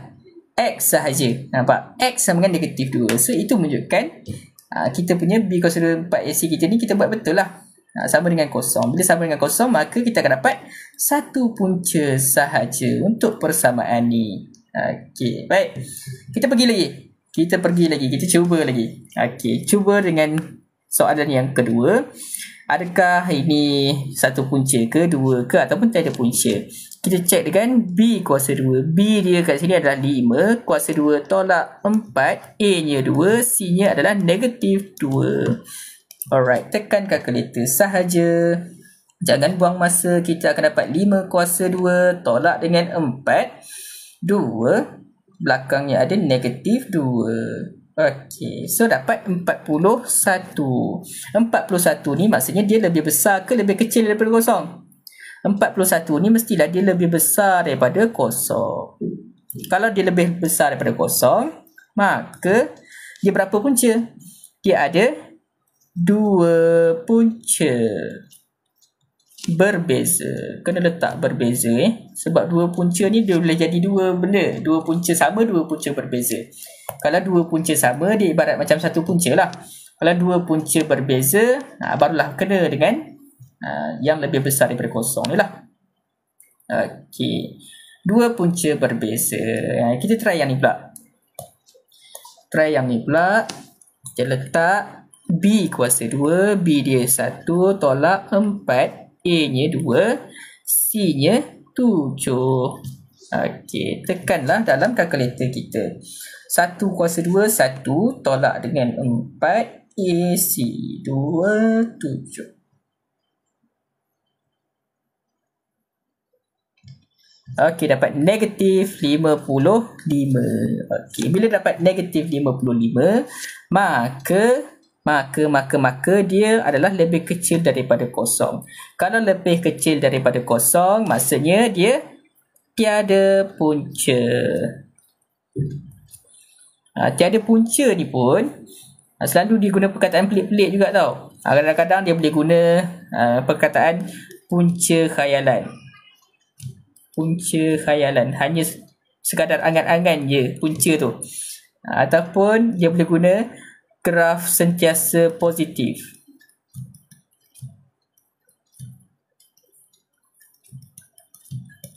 Macam tu. Gitulah. Okey. Itu maksud tiada punca. Kalau contoh 2 punca berbeza dengan satu punca ni, dia boleh guna perkataan yang directly je. Senang je kita detect. Kalau tiada punca ni kadang-kadang dia guna perkataan pelik-pelik sikit supaya kita keliru. So tiada punca. Maksudnya keadaan graf ni adalah dia terapung. Okey, dekat sini dia lebih besar dari kosong, maksudnya dia adalah macam ni. Okey. Kalau yang ni pula sama dengan kosong, maksudnya dia adalah graf yang macam ni sahaja. Sentuh satu titik sahaja. Boleh ke tidak? Boleh ke tidak? Okey, kita pergi kepada soalan aplikasi dia lah. Soalan aplikasi ada pada kat bawah ni lah, soalan ayat macam ni. Bila korang tengok soalan ayat ni, ramai yang kata sir tak faham lah bila ayat-ayat macam ni, takutlah nak buat. So korang jangan letak mindset korang macam tu dulu. Korang kena try dulu. Okey, yang pertama, bila kita tengok soalan macam ni, contoh, diberi persamaan bla bla bla mempunyai dua punca nyata yang sama. Okey, dua punca yang sama maksudnya apa? Maksudnya pembeza layan ataupun discriminant. In English we call it as discriminant. Okey, dekat sini dua, segaris nak tunjuk ke orang ni. Dua punca yang sama. Okey, maksudnya kita punya keadaan B kuasa 2 tolak 4AC. Saya dah sebut lagi sekali tadi. Tadi bahasa awal tadi dua punca yang sama lain dengan dua punca berbeza. Tu dua punca berbeza tu lebih besar dari kosong. Kalau dua punca yang sama, tengok balik. Dua punca yang sama maksudnya dia satu punca saja. Nampak? Satu punca saja. Nampak? Dua punca yang sama.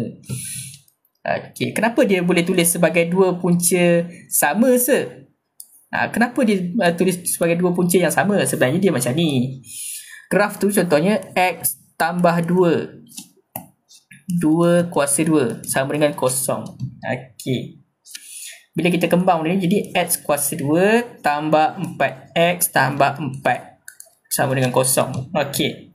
Jadi, benda ni juga kita boleh tulis sebagai X tambah 2 X tambah 2 sama dengan kosong. Nampak? Okey. Jadi kalau kita buat pemfakturan, kita buat dua-dua ni sama dengan kosong. So, 2 pindah, kita akan dapat X sama dengan negatif 2. Sini pun akan dapat X sama dengan negatif 2. Nampak? Sebab tu dah jadi dua punca sama. Padahal dia merujuk pada benda yang sama je. X sama dengan negatif 2. Boleh? Faham tak kat situ?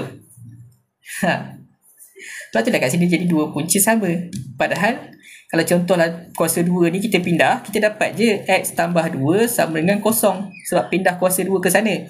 So, pindah 2 pula dapat negatif 2. So, merujuk pada benda yang sama. Nampak so, kena jelas dekat situ. Okey, baik. Jadi, yang ni letak tepi dulu. Kita selesaikan masalah kita dekat sini. Jadi, kita dah tahu. Kalau dua punca yang sama, maksudnya B kuasa 2 sama atau 4AC adalah sama dengan kosong. Bila dia sama dengan kosong, cari nilai yang mungkin. Nampak? Cari nilai mungkin bagi K. Kalau dia mention lagi satu clue-nya kat sini, cari nilai. Kalau dia minta cari nilai, maksudnya mesti jawapan kita akan jadi macam ni. K sama dengan. Berbeza dengan soalan ni. Dia kata cari julat. Kalau cari julat, maksudnya nilai M kita ni akan simbolnya macam ni ke? Ataupun macam ni ke? Nampak? Ini maksud julat. Okey. Simbolnya. Kalau cari nilai, simbolnya adalah sama dengan. Sebab tu, dia jadi sama dengan kosong. Okey, boleh? Okey. Jadi, kita tengok persamaan ni. Kita keluarkan dulu. Dia ada X kuasa 2 tambah 8 sama dengan KX tolak K. Okey, bila macam ni, korang kena jadikan dia bentuk arm dulu. Ingat sepesan, untuk selesaikan apa-apa sahaja jenis persamaan kuadratik, jangan lupa jadikan dia dalam bentuk arm dulu. Bentuk arm macam mana? Iaitu AX kuasa 2 tambah BX tambah C sama dengan kosong. Jadi yang ni tak jadi bentuk tu lagi, pindah semua ke sana. Pindah ke sana, susun dengan susunan yang betul. X kuasa 2. Sini KX kan, pindah sana jadi negatif KX. Lepas tu ada tambah 8. K pindah sini dia akan jadi tambah K sama dengan kosong. Nampak? Dia akan jadi macam tu. Bila dah jadi macam ni, barulah korang boleh kenal pasti siapa A, siapa B, siapa C. Kalau korang tak mampu nak direct sub in, korang keluarkanlah dulu satu persatu. A-nya yang seajar skill masa awal kelas kita hari tu, A sama dengan 1.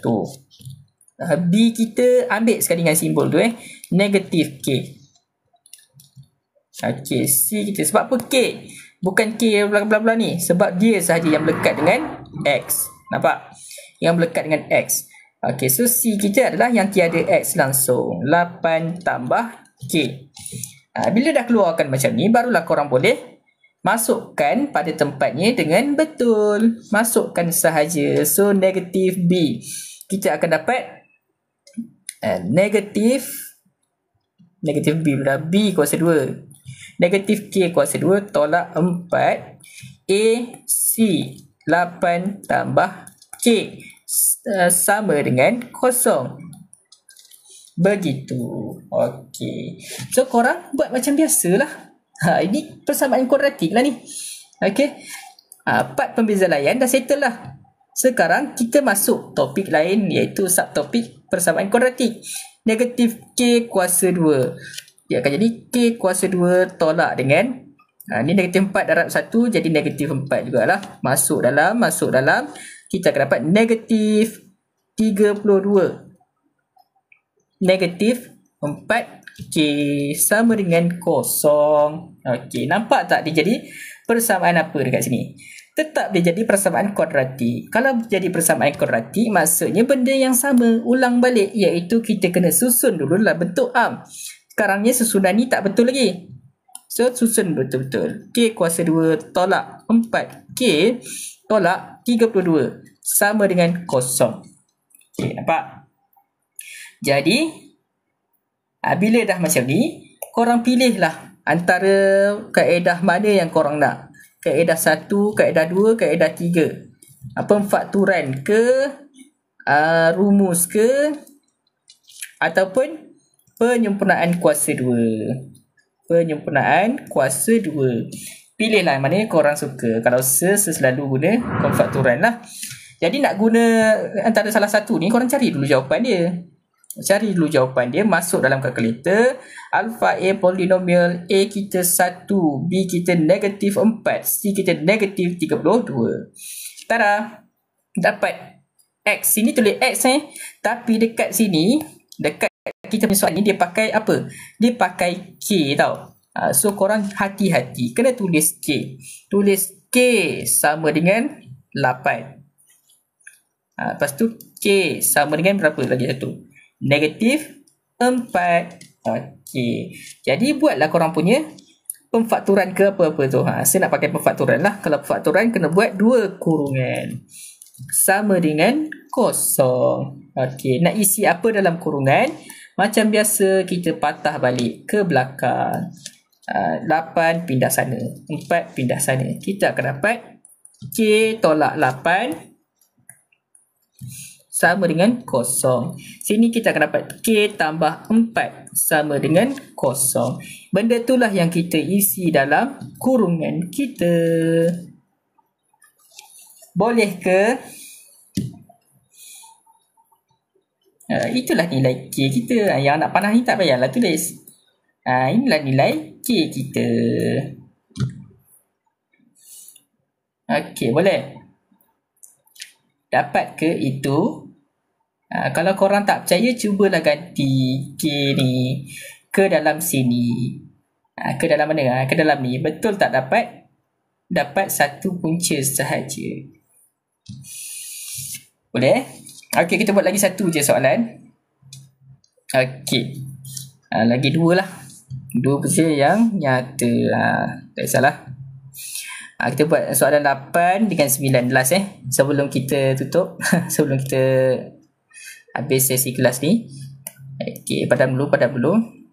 Alright, dekat sini. Dia kata this equation mempunyai 2 punca nyata yang berbeza. Okey, nampak tu. Dia kata 2 punca nyata yang berbeza. Okey, bila 2 punca nyata, Perkataan nyata ni korang kena ambil berat juga. Bila dia mention nyata, maksudnya korang punya itu adalah begini ataupun begini.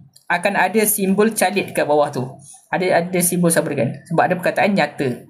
Kena hati-hati Kalau dia sebut tak sebut perkataan nyata ni, dia sebut dua punca yang berbeza sahaja. So simbolnya adalah macam tu, macam ni sahaja. Gitulah. Okey. Jadi pertama sekali kita nampak bunyi dua punca nyata berbeza. Maksudnya kita punya diskriminan ataupun pembeza layan kita adalah B kuasa 2 tolak 4AC. Bila berbeza, maksudnya lebih besar daripada kosong. Bila ada perkataan nyata, jangan lupa letak sama dengan dekat bawah. Gitu. Okey, boleh.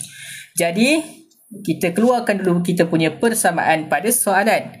M tolak 3 X kuasa 2 sama dengan 2X tambah 4. Jadikan dia dalam bentuk dulu. Pindah sana. M tolak 3 X kuasa 2 tolak 2X tolak 4 sama dengan kosong. Masukkan ke dalam B kuasa 2 tolak 4 AC kita. Okay. B kuasa 2 kita ada negatif 2 kuasa 2 tolak 4. A kita ambil kesemuanya sekali yang melekat dengan X kuasa 2. M tolak 3. C kita adalah negatif 4. Lebih besar sama dengan kosong. Alright. Follow boleh. Okey, lepas tu kira lah. Dekat sini kena kira satu-satu. Kena hati-hati. Negatif 2 kuasa 2 dapat 4. Okey, negatif 4 ni korang darab dengan yang ni dulu. Tak perlulah korang darab yang ni, darab yang ni, lepas tu yang ni pun darab masuk balik. Tak perlu. Negatif 4 sini darab dengan negatif 4 di sini dulu. So korang akan dapat positif berapa? Positif 16. So positif 16 ni darab masuk ke dalam. Okey, dapatlah tambah 16M tolak 16 darab 3 berapa?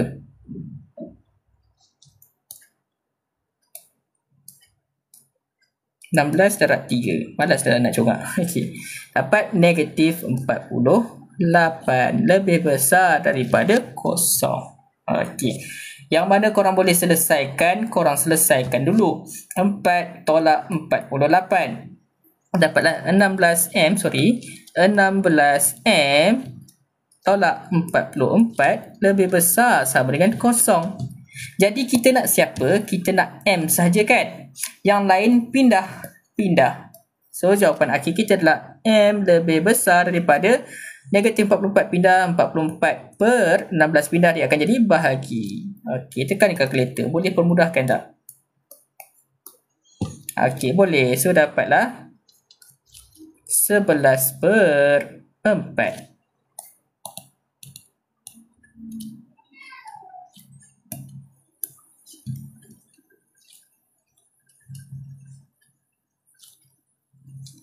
Okey, selesai. Itu adalah julat bagi nilai M. Nampak? So, betul lah kita punya jawapan. Julat mesti kita kena tinggal dalam bentuk simbol ini. Jangan, kalau korang tiba-tiba dapat M sama dengan, maksudnya salah lah tu kat mana-mana. Okey, soalan terakhir sebelum kita berhenti. Soalan terakhir soalan 9. 1 tolak P bla bla bla bla tidak mempunyai punca nyata. Bila dia mention tidak mempunyai punca, dan ada satu perkataan nyata, maksudnya kita punya B kuasa 2 tolak 4 AC mesti lebih kecil. Ada perkataan nyata, maksudnya lebih kecil sama dengan kosong. Okey. Jadi macam mana dapat B kuasa 2 tolak 4 AC ni? Daripada sini lah. Daripada sini. Kita keluarkan dulu dia punya persamaan. 1 tolak P sama dengan 2X kuasa 2. Okey. Tambah dengan 4X. Alright. Kalau se lah kan. Benda ni kan tak tersusun lagi. Baik, kita ambil sebelah sini, pindah ke sebelah sana. Senang sikit. Sini dah ada X kuasa 2, sini dah ada X. So, tak payahlah ambil yang ni pindah ke sini. Tak payah. Boleh. Tapi, yelah, baik kita ambil ini pindah sana. Senang. Okey. So, kita akan dapat 2X kuasa 2 tambah 4X. Ni sesusun terus lah. Ni pindah. Ini pun pindah. So, kita akan dapat negatif 1 pindah jadi positif 1 pindah jadi negatif 1. Negatif P pindah jadi positif P. Sama dengan kosong. Macam tu. Ini kemahiran algebra saja. Kalau siapa mahir algebra, dia takkan tanya dah. Kenapa kosong tiba-tiba sebelah sini? Bukankah tadi kosong sebelah sini ke? Dia takkan tanya dah benda tu. Okay. Siapa yang mahir algebra, dia takkan tanya dah benda tu. Sebab nilainya sama je. Alright. Jadi, masukkan ke dalam kita punya discriminant, iaitu B kuasa 2. 4 kuasa 2 tolak 4A C. A kita 2, C kita negatif 1 tambah B. Lebih kecil sama dengan kosong. Alright. So, 4 kuasa 2, 16. Ini negatif 4 darab dengan negatif 2 jadi negatif 8. Negatif 8 masuk dalam. Dapat positif 8 tolak 8P. Lebih kecil sama dengan kosong. Okey. Korang tengok ni kat sini. Okey, yang ni tak apalah, kita boleh selesaikan. Tapi korang tengok ni. Kita nak adalah P. Tapi kepala dia sekarang adalah negatif. Untuk soalan ketaksamaan, seeloknya kita jadikan dia positif. Itu cara selah, cara lain saya tak tahulah. Cara lain terpulang, adalah cara lain kan, kita darabkan dengan negatif simbol berubah, tapi susah. Cara saya suka macam tu. Baik, kita positifkan dia siap-siap. Macam mana kita nak positifkan dia? Kita ambil dia, yang ni seketul ni kita pindah ke sana. So 16 tambah 8, kita akan dapat tambah 8 berapa lupa dah. 40 okay, kan? 16 tambah 8 24. Okey, itu. So dapatlah 24. Dapat 24, simbol masih kekal macam tu. Okey. Lepas tu ada 8P. Simbol dia jadi positif lah. Nampak ni, dia akan jadi positif dekat situ. Okey. And then kita nak P sahaja, 8 pindah ke sana. Maka dapatlah 24 per 8. Lebih kecil sama dengan P. Lebih kecil atau sama dengan P. So, P adalah lebih besar sama dengan. Nampak ni, simbol ni bucunya menghala ke sebelah number. So, kalau kita ubah kedudukan pun, bucunya sentiasa menghala ke sebelah number. Okey, tekan kalkulator, dapat berapa? 24 bagi 8.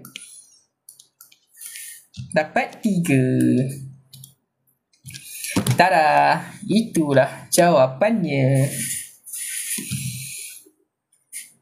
Selesai. Itulah kita panggil jenis-jenis punca dan pembeza layannya. Alright. Boleh ke tak tu? Ini adalah subtopik yang terakhir lah untuk kenapa positif. Kenapa positif? Apa yang dimaksudkan kenapa positif? Sebab memang positif, sebab saya dah ubah dah dia ni, pindah ke sini. Contohlah kita ada 24 tolak 8P sama dengan kosong. Pindahlah ke sana. 24 sama dengan 8P. Bukan negatif 3 ke? Tidak. Positif. Pindah ke sana. So 24 tolak 8P sama dengan kosong. Kita anggap benda tu macam sama dengan. So 24 sama dengan 8P. Seolah-olah 8P sama dengan 24. So P sama dengan 24 bagi 8. P sama dengan 3. Macam tu. Tapi kena hati-hati dengan simbol ni. Gitu. Boleh? Alright, itu sahaja untuk tengah hari ini. Okay. Kalau saya rajin, nanti saya sambung live. Tengoklah petang ke malam. Okay, kita dah habis dah. tentang persamaan kuadratik, mencari punca, menentukan julat-julat nilai X dan juga julat-julat daripada pembeza layan. Okey, maka habislah untuk part yang pertama. Ini part pertama dalam fungsi kuadratik. Kita masuk, nanti kita akan masuk part yang the real part dalam fungsi kuadratik, iaitu berkenaan dengan dia punya hakikat graf tu sendiri, iaitu fungsi dia lah, fungsi fx sama dengan this one. Jadi setiap nilai A, B dan C ni ada peranan masing-masing dalam menentukan bentuk-bentuk graf. Nampak? Okey, itu teaser dia lah. Ada peranan masing-masing. Jadi, apa peranannya? Stay tune. Kita akan sambung kelas kita mungkin petang ataupun malam. Okey, insyaAllah. Jadi, saya ucapkan terima kasih kepada korang semua yang stay daripada awal sampai habis, yang mendengar Baby Lancer daripada tadi. Tak cakap, tak berhenti. Saya tak minum air lagi tau. Penat juga. Okay, tak apa demi korang. Okay, insyaAllah buku sekolah nanti korang dah power dapat. At least lah kan. At least korang dah power buat ni. Tak perlulah korang nak study lagi. Okay. Alright, itu sahaja. So, ucapkan terima kasih dan semoga maju jaya. Semoga apa yang diajarkan dapat menjadi amalan lah dan dapat membantu korang semua. Okay, bye-bye semua. Assalamualaikum warahmatullahi wabarakatuh.